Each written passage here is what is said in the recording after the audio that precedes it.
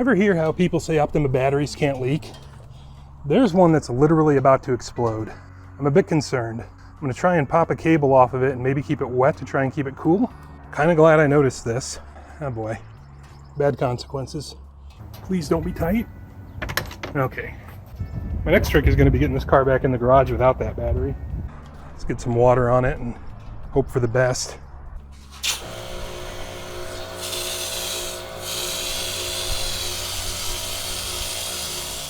Exhaust is sizzling. I don't think the battery is. That's good news. Oh, you can totally see it boiling out of that vent though.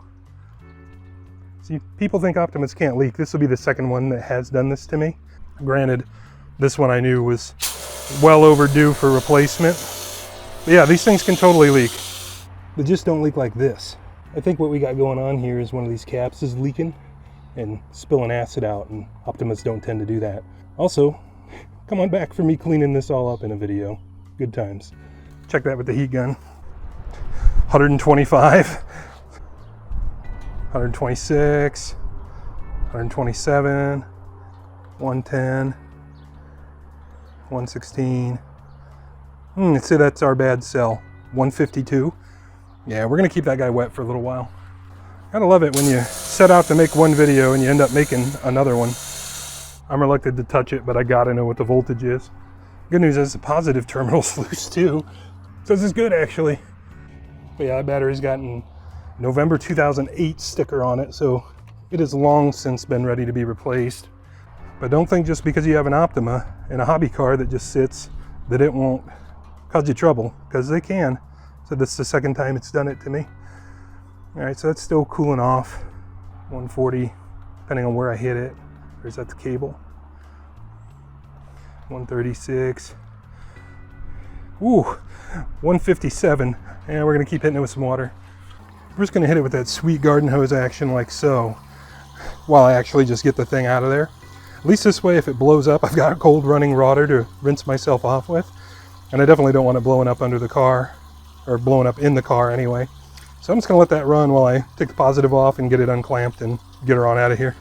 Okay, so we got her out of there, and the vast majority of it's down to under 100 degrees now. The back right along there where the top's really swelled, that's still at like 110. Underhood temps are, this thing's gonna see that or more most days anyway, but all the same, she's cooling down. Got her cooled down. I don't think we're gonna have any more problems. Once it cools down some more, I'll probably come out here and tape the terminals on the top off, and we'll just kind of park this guy in the back porch or something until I can go dispose of it. So it has been, no joke, like 2 hours, and this spicy meatball here is still like 115 degrees, 122. We're gonna go ahead and just put her out in the center of the backyard for a while.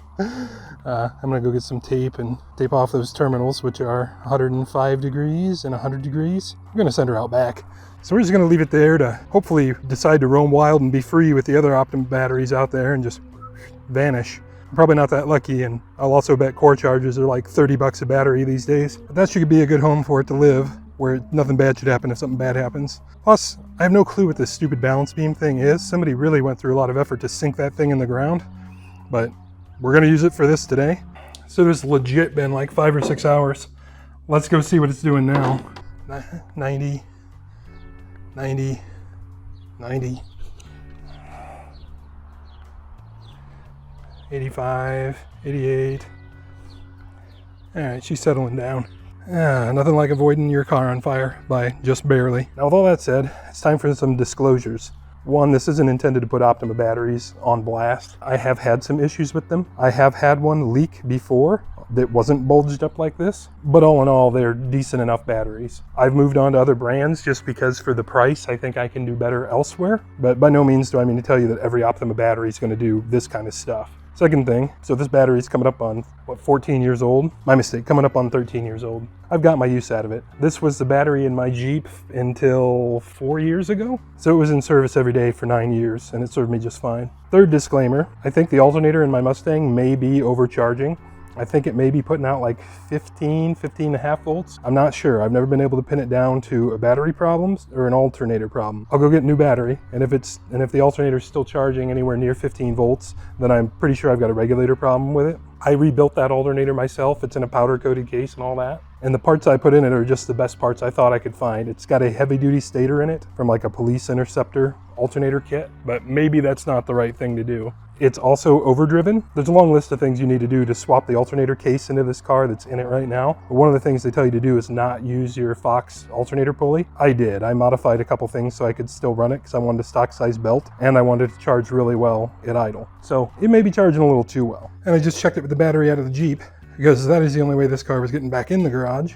And it's charging at 14.5 volts at idle, which is pretty much perfect. So I don't know what to say. I think my charging system's fine. So lots of disclaimers. I don't blame Optima for this because I simply don't know, but just the takeaway here is that Optima batteries absolutely can boil over and leak just like any other battery. I've never had one that did this before, and I've had 4 or 5 of them now. Anyway, tragedy avoided. I'm just happy that in the video I was making, I'd intended to just leave the car running the whole time, and I just decided to shut it down for whatever reason I decided to, and I started hearing this thing hissing. If I hadn't done that, that battery may have exploded. As always, guys, appreciate you stopping in for this video. Catch you on the next one.